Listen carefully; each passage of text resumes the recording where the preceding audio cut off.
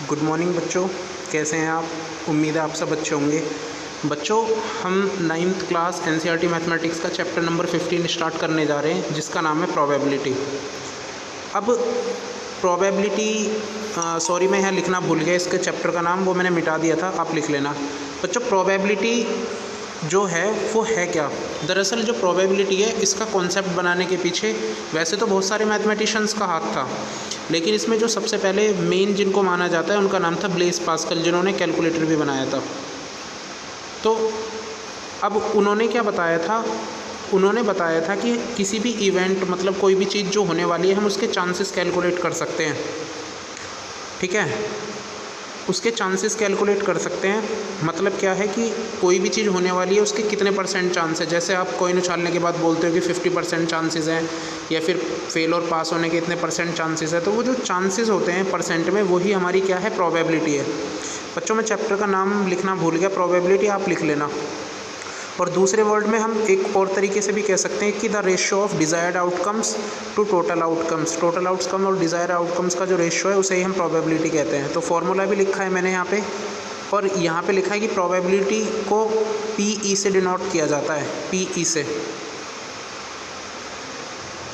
बच्चों, हमारी सेकंड जो स्लाइड है, इसमें आउटकम्स के बारे में बता रखा है कि आउटकम्स क्या होता है, नंबर ऑफ पॉसिबल रिजल्ट, कि कितने रिज़ल्ट पॉसिबल हो सकते हैं। जो रिज़ल्ट पॉसिबल हो सकते हैं उन्हें आउटकम्स कहते हैं। और इवेंट का मतलब है समथिंग दैट्स हैपन्स, कुछ जो होने वाला है या जो हो रहा है। कुछ भी चीज़ जो हो रही है या होएगी या हो चुकी, वही क्या है, हमारी इवेंट है। टाइप्स ऑफ इवेंट की अगर मैं बात करूं तो बच्चों दो तरीके के होते हैं, श्योर इवेंट और impossible event. Sure event PE = 1, जिसकी प्रोबेबिलिटी 1 होगी वो श्योर इवेंट होगा, जिसकी प्रोबेबिलिटी 0 होगी वो इम्पॉसिबल इवेंट होगा। या फिर हम ऐसे कह सकते हैं कि that certainly to be happen, जो होना ही होना है, जिसका होना निश्चित है, जो होगा वो क्या है, हमारा श्योर इवेंट है। और इम्पॉसिबल, जो चीज़ होनी पॉसिबल ही नहीं है। इसका मैंने एक एग्जांपल लिया है, getting natural number on the dice, कि अगर मैं कोई डाइस उछालूँ और बोलूँ कि नेचुरल नंबर आएगा, तो सीधी सी बात है नेचुरल नंबर ही आएगा। 1 2 3 4 5 6 सब नेचुरल नंबर होते हैं। अब इम्पॉसिबल में मैं कहता हूँ कि डाइस उछाले और उस पर 7 आना चाहिए। आपको पता है डाइस पे सिर्फ 6 तक नंबर होते हैं, तो 7 तो आ ही नहीं सकता। यहाँ पे बच्चों ये भी दे रखा है कि जो प्रोबेबिलिटी है वो हमारी 0 या 0 से बड़ी होगी, लेकिन 1 या 1 से छोटी होगी। मतलब जो प्रोबेबिलिटी है वो 1 और 0 के बीच में होगी। मतलब क्या है, ना तो 1 से ज़्यादा हो सकती और ना 0 से कम हो सकती। मतलब ना तो माइनस में हो सकती और ना 0 से कम हो सकती, ना तो माइनस में हो सकती, ना 1 से ज़्यादा हो सकती।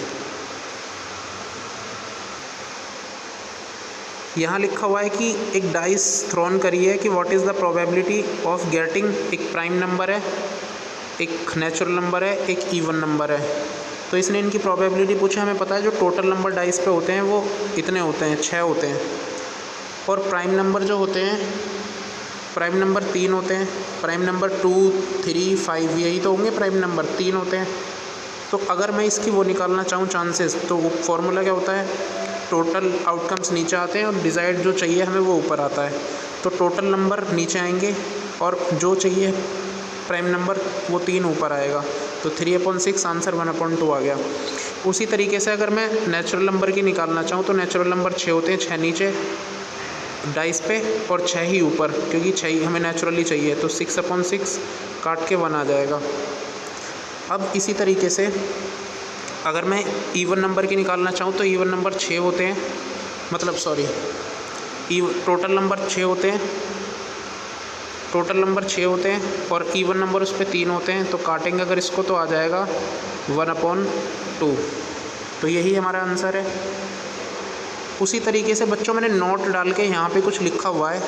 इसमें लिखा है कि PE + P0 = 1, मतलब किसी चीज़ के होने और ना होने की जो प्रोबेबिलिटी का सम होगा वो हमेशा 1 आएगा। या फिर हम इसे कह सकते हैं कि सम ऑफ ऑल कॉरस्पॉन्डिंग प्रोबेबिलिटी, किसी भी एक ही चीज़ की कॉरस्पॉन्डिंग प्रोबेबिलिटी जो होंगी उनका सबका सम 1 आएगा। तो बच्चों, आज हमने इस चैप्टर के बारे में थोड़ा सा डिस्कशन करा, कल इसके क्वेश्चन डिस्कस करेंगे।